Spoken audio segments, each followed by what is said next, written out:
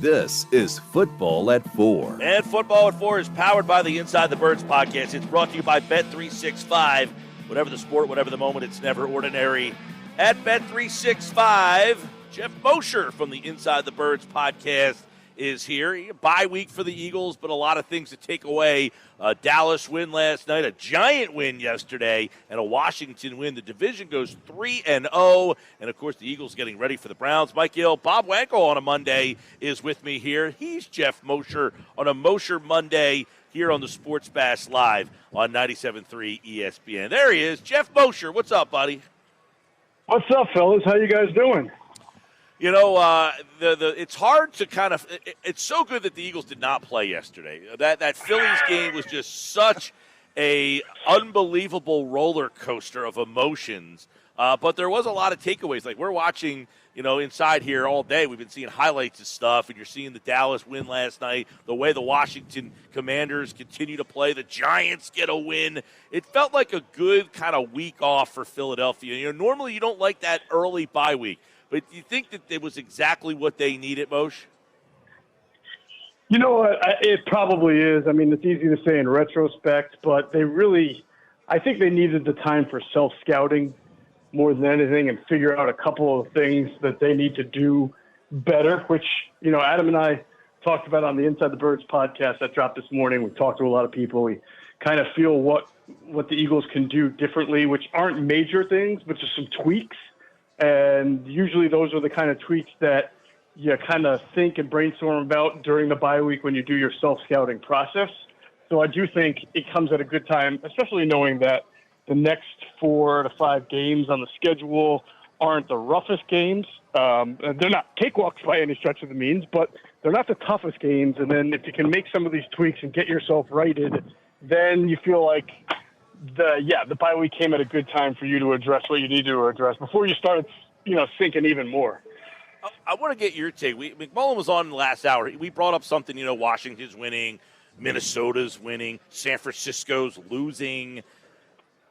The NFC seems like it's kind of taken a little bit of a different feel than it had at the beginning of the season. Do you feel that way, or do you think eventually – you know, it will change back? Or do you think that Washington, Minnesota, those teams in the South, you know, that no, there is a couple teams that we didn't think of that this NFC has a different feel about it? Yeah, I mean, at the end of the day, I think some things will settle out. I don't think the Minnesota Vikings are going to be an undefeated team, right? And I don't think the Washington Commanders are going to play the Vikings in the NFC Championship game, although it looks like it would be headed that way now. But one thing Adam and I talked about with Greg Cosell when we did our NFC East preview in July, we did 4 different podcasts, each previewed each team, is that we noted some of the major strengths of each team that we thought would help them be better.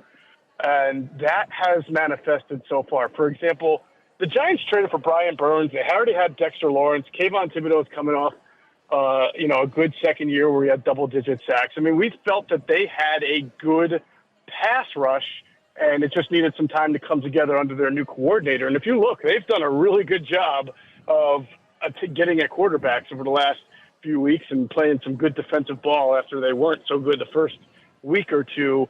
And even the offensive line improvements the Giants have given them the ability to at least function, right, as an offense, compared to what you've seen the last 2 years. So now they're functional, and to go out into Seattle and win without Malik Neighbors, without Devin Singletary, and control at times the line of scrimmage the way they did, shows you that they are an improved team. They're still not a good team, I don't think, but they already gave the Eagles fits last year, beat them last year.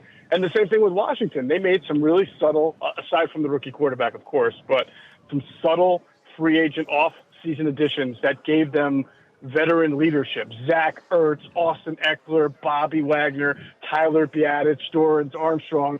And you can see this team and see that they don't make a lot of stupid mistakes. They give themselves opportunities to win, and they're surrounding a young, promising quarterback with a nice shell of leadership and experience to allow him to succeed. So we said that we felt that the NFC East would not be the NFC least this year. We never said there was going to be a superpower division, and we don't think it is. But obviously these teams are formidable, and if you're not playing good ball, these teams can beat you. Geoff, how important do you think it is for the Eagles to play a complete game on both sides of the ball on Sunday against a team right now that has just put just absolute garbage on tape so far? I mean, my one thing that I keep coming back to is, like, I look at the schedule and I can talk myself into, okay, things lighten up a little bit.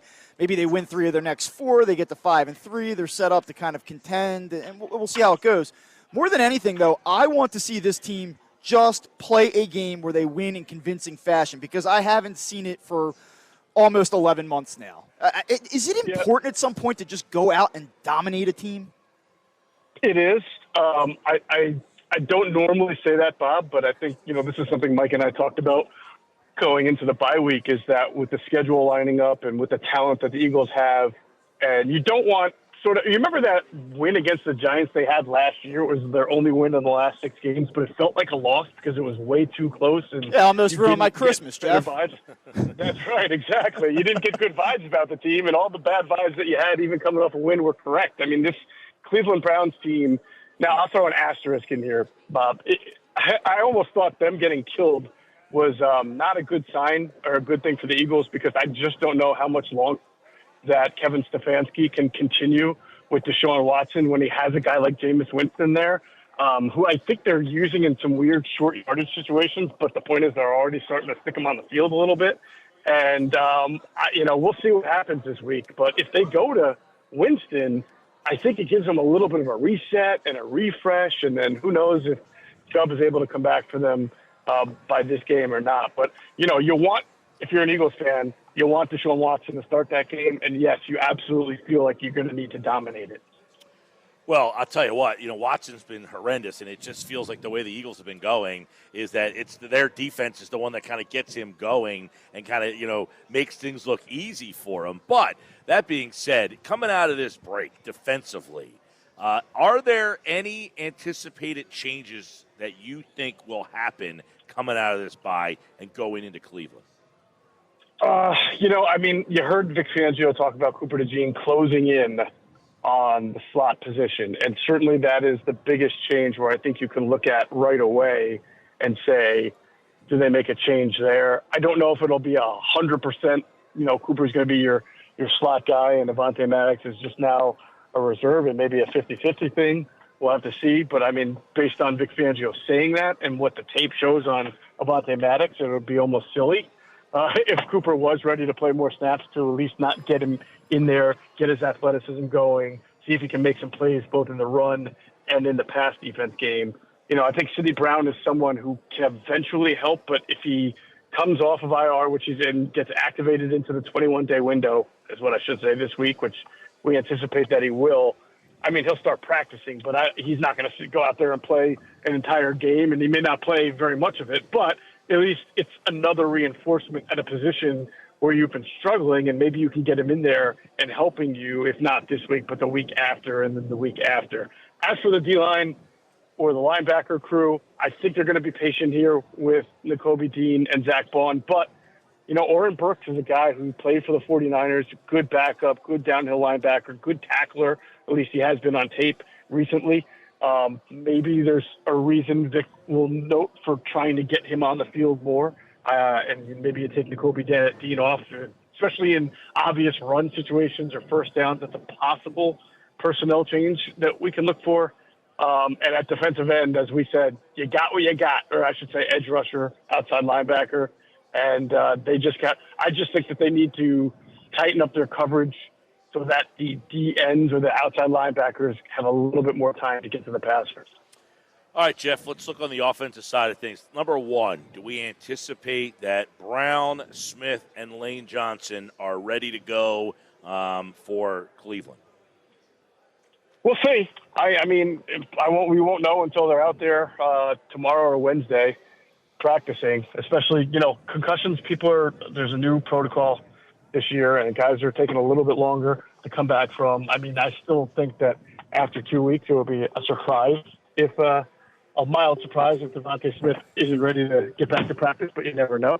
But I would imagine that we'll see all hands on deck unless, Devontae and AJ just aren't recovering as well as you'd like. Yeah, I mean, and I bring this up because I'm watching, obviously, this weekend, a lot of the action going on.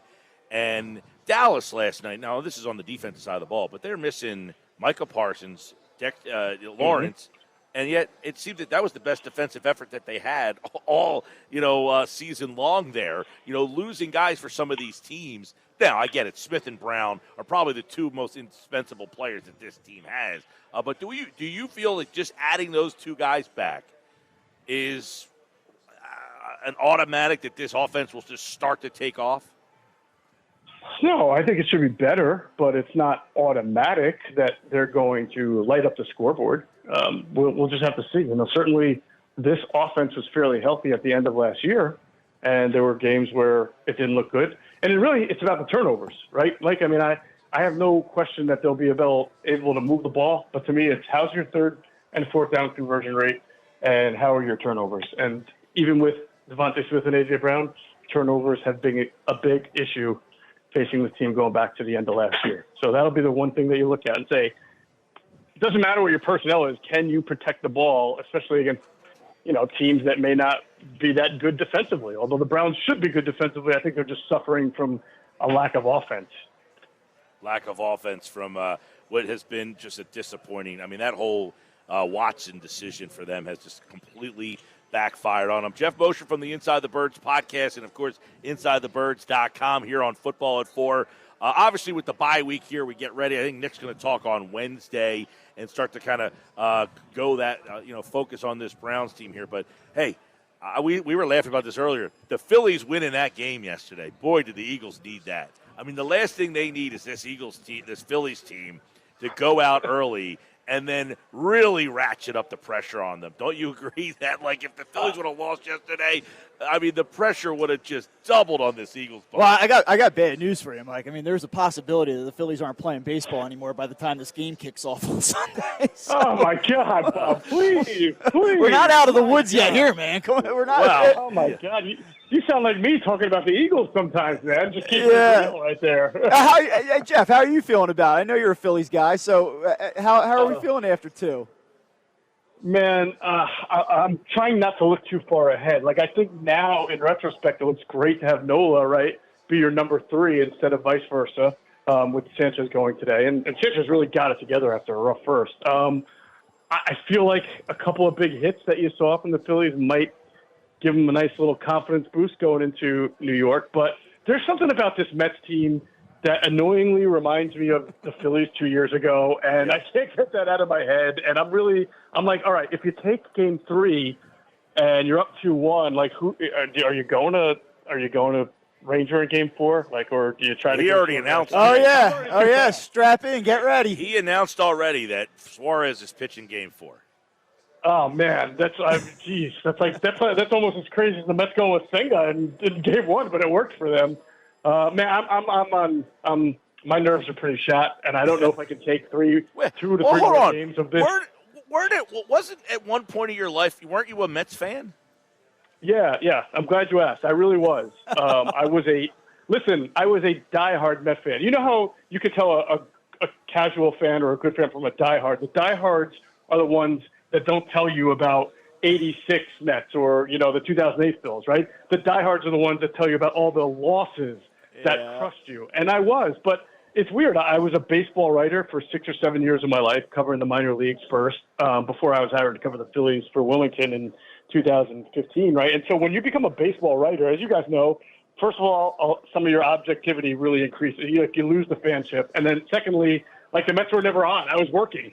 So I never got to watch them, and it really did just extinguish the flame within me. I am, bleeding with the Phillies for the last, I don't know, probably 5 or 6 years ago. It's funny you say that because I was just telling Mike that, I was down there covering them, quite a bit between 2019 and really the start of this year, and then some things changed. And now the further I've gotten away from it, that fan kind of comes right back in you, I really kind of got desensitized to the outcomes of these games. And now this year I'm getting a little goofy again. So I suppose if I was back in the New York market around my family, around my roots, right, maybe I would tug the other way. But I've been in this market for almost 20 years. I've watched the Phillies win a World Series, then go through a complete, 4 to 5 years of their own process, which was awful, right? And I love baseball, so it was tough for me to have to watch that. And I wasn't going to be the guy who lived here, started a family here, raised my kids to root for a different team, and then bought the Major League Baseball package and watched the team I grew up. I was just going to, you know what? I just shed it, bought them, and it was easy because the Phillies were so bad after, the Hamels trade years, right, that I was able to at least suffer. Like, I suffered with that, so I watched the buildup. So the build-up part I've been a part of, so I've been sucked into all of it. So I'm a Phillies fan now. It's just the way it is. Hey, it's admirable. There are people in my family who give me a lot of but I don't care. Hey, it's admirable. I say all the time, sports is about, being proud of your community. It's the fabric of your community. These people that come in and are like Cowboys fans, do you not like where you live? You didn't have to choose this zip code. That you changed your team instead of changing your zip code, Mosher. So 2 points for you. All right, Mosher. Of course, we'll dive into this matchup with the Browns. It's a big start for this. The Eagles now. They got Cleveland, the Giants, Jacksonville, Cincinnati. They got a bunch of games here that they should start getting themselves right as this league is starting to get a little bit more tape on it. We're starting to get better feels about these teams, and we'll do it all week long here on Football at 4. All right, Mosher. Appreciate it, bud. All right, fellas. Have a great rest of the day.